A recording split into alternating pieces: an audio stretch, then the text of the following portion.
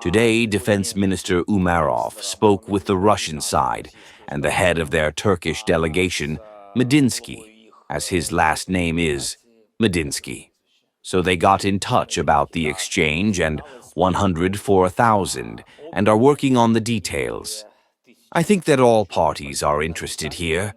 Well, we are very interested. I think we will have a corresponding result in the coming days and weeks. The details are already being discussed, and the dates are already being discussed. This is the first, the second.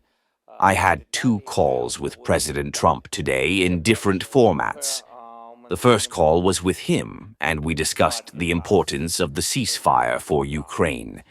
These are, in principle, unconditional things that we discussed in Istanbul, and constantly before that. The second is the willingness of the United States to take more serious sanctions steps. And I asked him to think about it and apply it if Russia does not support the ceasefire and does not want to end this war. Third, I asked him before his conversation with Putin not to make decisions about Ukraine without us. I understand that President Trump believes that direct talks between Ukraine and Russia are the most important. This is his position, and he has demonstrated it. We talked about this for a long time, in dry residue. He believes that the Russian side will give appropriate signals of how they see a ceasefire and the next steps of their vision. I in turn, asked President Trump that if the vision of the Russian side is not supported by the Ukrainian side, we would like to have the opportunity to talk about it and for the United States to be able to see it as the unwillingness of the Russian side to end the war. Because some difficult conditions may be offered. But for now, these are general things, and that's why I've only mentioned the possibility of serious, strong sanctions. I won't go into all the details of our conversation. We are considering the possibility. I think this is a positive thing. From our conversation, we are considering, in any case, the possibility of a meeting. Once again, a meeting of all the teams. We want to do it at a high level. America, Ukraine, Russia, and the European mood are representatives of the countries that have been mentioned so far, plus the UK. And such a meeting could take place in Turkey, the Vatican, or Switzerland. We are now considering these 3 sites, as we do for all 3 countries. All 3 sites are good. I don't want to talk about where it's more comfortable now. It's not about comfort. The question is, who will be able to organize this with the appropriate result after the meeting? And I think we will have an answer to that in the near future. I understand that they discussed this with Putin, with the Russian side, that there could be a memorandum on a bilateral basis, which could then lead to a map leading to the end of the war. That is, to a treaty. A memorandum that will be supported by all or both countries, which will include a ceasefire. Let's just say that I don't know yet. In any case, if the Russian side will offer some kind of memorandum, and I think it will not be a secret, because this information always appears in the public space in some way. I think that on our part, after receiving the appropriate signals, we will be able to formulate our vision accordingly, as we see it, as follows. As far as I know from our dialogue with President Trump, the Russian side wants to send us a memorandum that will set out the principles. And they also want to see in this memorandum not only the principles related to the ceasefire, but also additional principles. I can't give you an answer as to what will be included in the memorandum because I don't have that information. For me, my principles are the principles that the President Trump, knows. I also believe that the United States has also shared the same principles with us, and I am really counting on it. We are talking about the fact that everyone is very interested in a ceasefire at the cost of many casualties. In addition, we also want, as our side, we really want to end this war. I am not convinced that Russia is ready for this, and we don't trust them. It is also for this reason that I would like to see a ceasefire as a first step, so that they can demonstrate their true willingness to end this war. Thus, we always say that this principle is announced by us and our partners to the United States and Europe. And I was very pleased to hear President Trump's proposal for a complete ceasefire without any conditions or preconditions for a ceasefire. We were already preparing for this, so our principles are a ceasefire. And after that, of course, there will be other steps. Of course, the exchange of prisoners of war, all humanitarian issues of returning our deported children, are children who were taken to Russia. So, of course, these are our basic principles.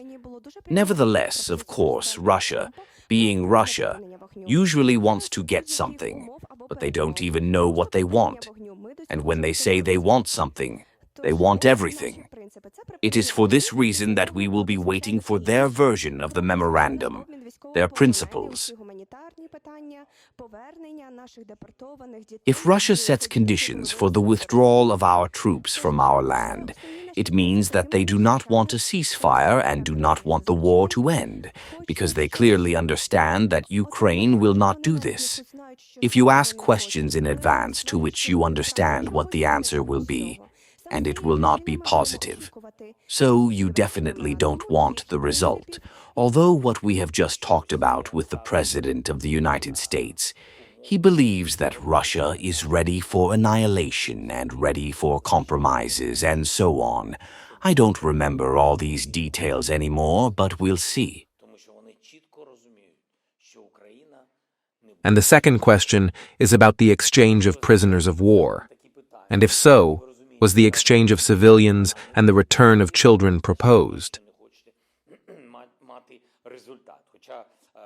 Today we are talking about the exchange of prisoners of war.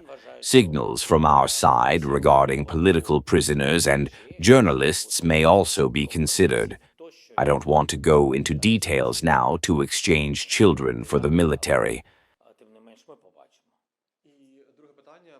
There will be a package of Europe, and it will be strong. There are suitable dates. No one wants to push anyone. We have dates, we have agreements. I am sure of it. Not only that, there'll be an offensive package.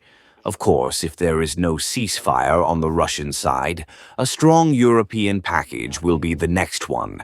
As for the package of the United States of America, it's a different story here. We all need to work hard together with the United States of America to ensure that they impose appropriate sanctions at some point when they can. It'll help a lot.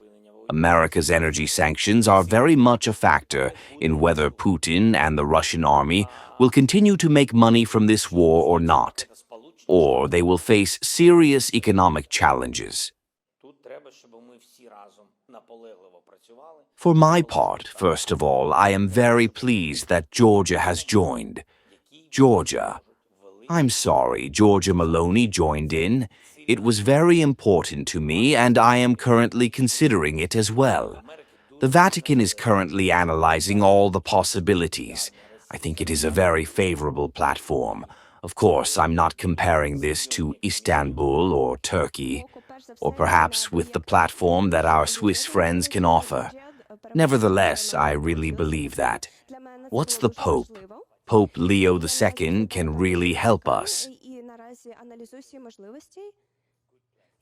The Vatican has expressed its readiness to invite and organize a meeting for all parties involved. Of course, including representatives from Europe, we will be very happy to see them. However, it depends on all parties. Thus, the United States, Russia, and Ukraine are in this format. This is the format that is acceptable to the Vatican. We have seen images of your meeting with J.D. Vance. What could you describe?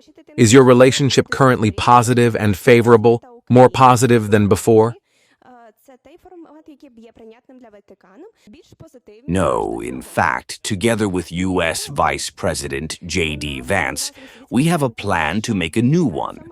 Stevenson, as well as with Secretary Ruby and their team, had a really favorable and powerful conversation, and it was very effective and constructive. I think that a positive outcome of this conversation is very important for us. We talked about Ukraine and Russia. How can we put an end to this war? Where exactly can the United States help? What exactly does Putin want? We looked at it with our own minds. And of course, we also discussed what he is willing to do and what will not be a compromise for him. What compromises did we expect from Russia? What areas are we ready to discuss? Of course, it was a very specific and productive conversation and discussion, so I think we need to increase and discuss more details.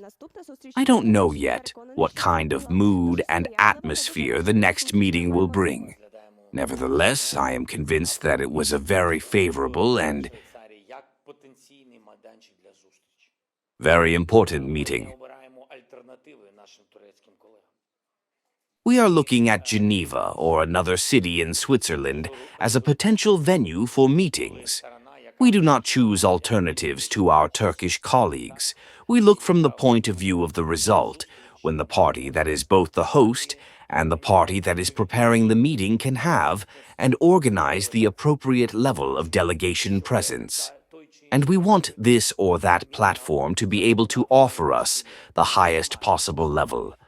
If these are technical teams, the highest possible technical teams.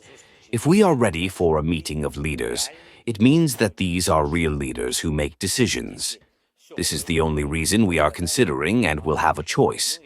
And all parties should support one or another platform for meetings and conversation.